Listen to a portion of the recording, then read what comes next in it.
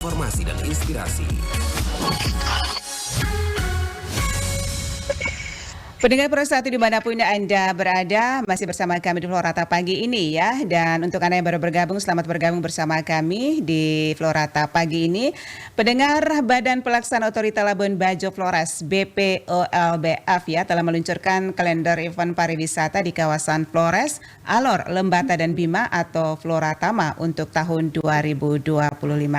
Nah, pendengar, kalender event ini tentunya kita akan mengetahui bersama Bapak Frans Teguh ya pagi hari ini. Pendengar Pro 1 dimanapun berada, PLT Direktur Utama BPOLBF sudah bersama kita di ujung telepon.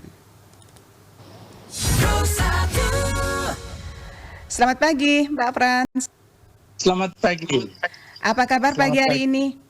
Ya, selalu sehat dan tentu dengan semangat yang baik untuk membangun pariwisata Nusa Tenggara Timur khususnya di Floratama. Oke, luar biasa. Salam semangat ya untuk pagi hari ini. Kita kembali jumpa lewat udara terkait dengan topik kita pagi hari ini. BPOLBF akan ya, maksud kami ya, BPLB tentunya akan gelar ya 19 kalender event di Floratama 2025 begitu ya Pak Frans ya. Dan kita ingin tahu Pak Frans, apakah apa saja ya 19 kalender event ini pariwisata Floratama akan digelar nanti di tahun 2025. Ya, saya kira kami sebagai badan pelaksana otorita tentu melaksanakan fungsi untuk mengorkestrasi seluruh agenda yang terkait dengan event dan juga daya tarik pariwisata di Floratama. Jadi ada 19 event yang dikoordinasikan atau diorkestrasi. Tentu ini akan menjadi bagian penting dalam pengembangan kepariwisataan nasional kita. Tentu yang pertama kita harus memastikan bahwa kalender of event ini adalah bagian dari daya tarik pariwisata, sehingga kita berharap seluruh effort yang kita lakukan ini benar-benar bisa memperhatikan pengalaman yang terbaik bagi wisatawan ketika dia berkunjung. Tapi pada kesempatan yang sama ini ada momentum kita bisa mempromosikan budaya kita, busana kita, kuliner kita, seni dan sebagainya. Jadi ada semacam perjumpaan dari event ini dengan menggunakan atau memanfaatkan seluruh potensi yang kita miliki. Jadi kami melihat event sebagai bagian dari pengembangan pariwisata, tapi di situ juga ada agenda mengembangkan atau mempromosikan budaya kita. Lalu juga kita melihat bagaimana kreativitas dan inovasi masyarakat ini benar-benar bisa memberikan manfaat secara ekonomi. Saya kira ini bagian penting di dalam pengembangan event-event yang kita selenggarakan pada tahun 2025. Ada 19 event yang kami kira ini juga mewakili identitas atau karakteristik dari masing-masing daerah. Tentu masih cukup banyak event yang lain yang tentu bisa juga dikembangkan, dipromosikan. Tapi hemat kami dengan dengan 19 event yang kita agendakan ini sudah bisa memberikan semacam reputasi, bagus juga promosi yang bagus untuk destinasi-destinasi kita di Labuan Bajo, Manggarai Timur maksud saya, juga di Ende, di Nagekeo, di Ngada, Lembata, Alor, dan juga 2 kecamatan yang ada di Bima. Kita mengembangkan pembangunan pariwisata yang mengedepankan juga event.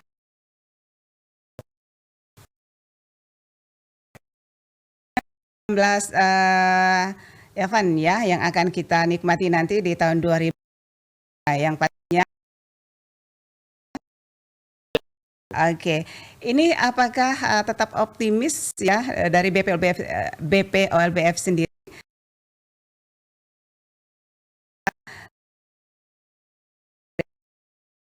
terkait dengan anggarannya, tentunya diefisiensi semuanya, baik instansi ataupun lembaga begitu.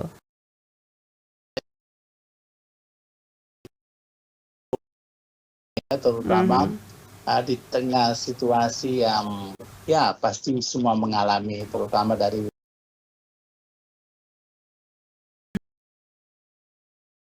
juga untuk bisa kerjasama dengan mitra-mitra terkait.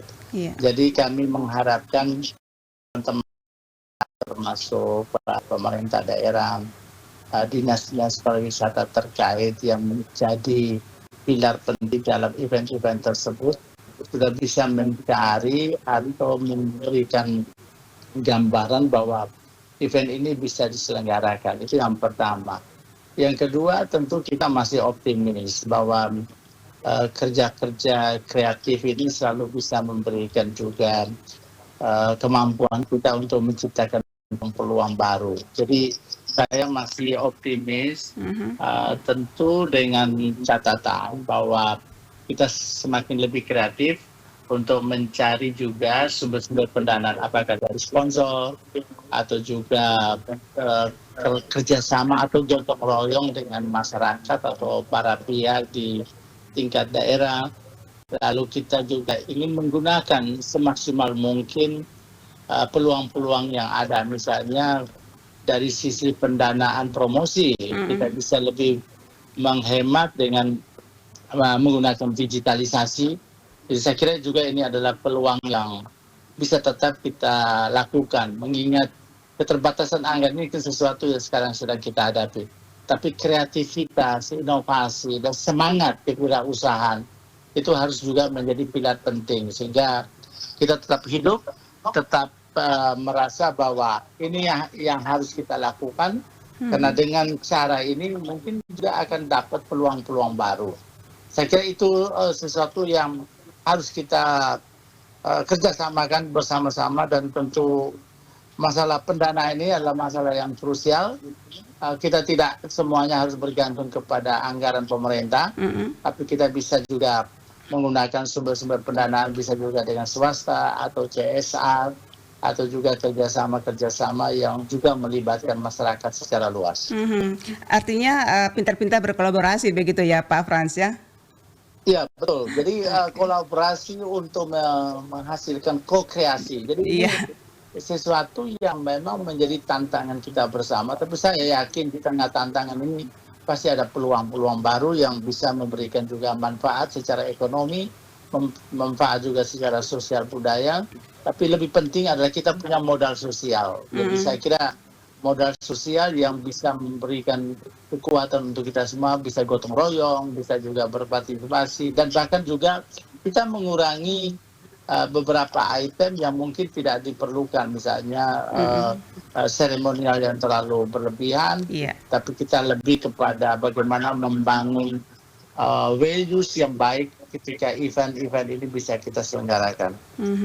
Dan juga dampaknya juga luar biasa untuk para wisatawan sendiri dan juga UMKM begitu ya Pak Frans ya?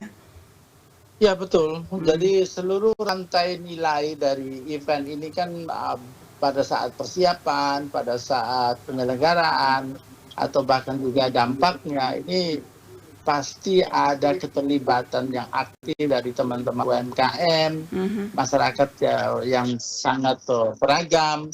Mereka bisa terlibat misalnya dengan parkir, menjual makanan, lalu juga ada oleh-oleh, bahkan dalam rangka persiapan mungkin bisa juga menggunakan atau memanfaatkan makanan atau produk lokal. Jadi saya kira ini ruang yang sangat menarik dan sekaligus juga momentum untuk bisa kita meningkatkan produk-produk UMKM kita.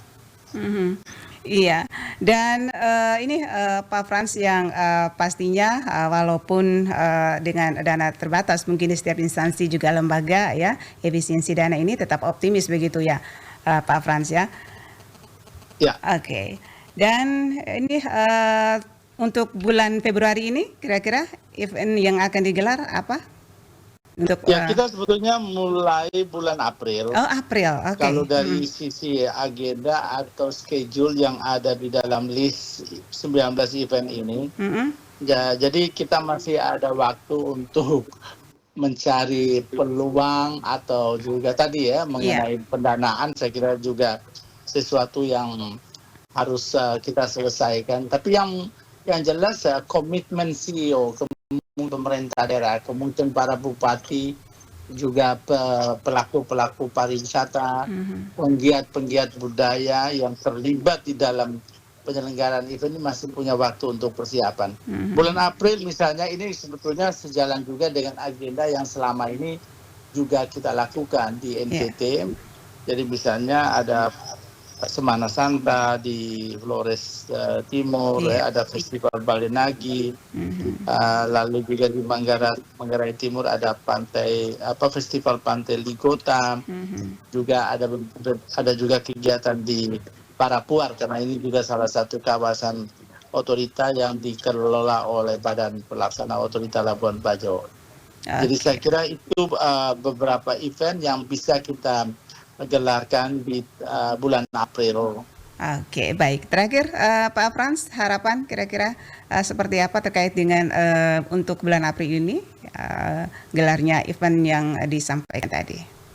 Ya, saya kira pertama tetap kita utamakan optimisme kita untuk bisa menghadirkan variasi atau keragaman budaya, lalu juga ada seni, Ya. kuliner yang bisa kita tawarkan, bisa kita sajikan kepada wisatawan atau kepada pengunjung yang hadir.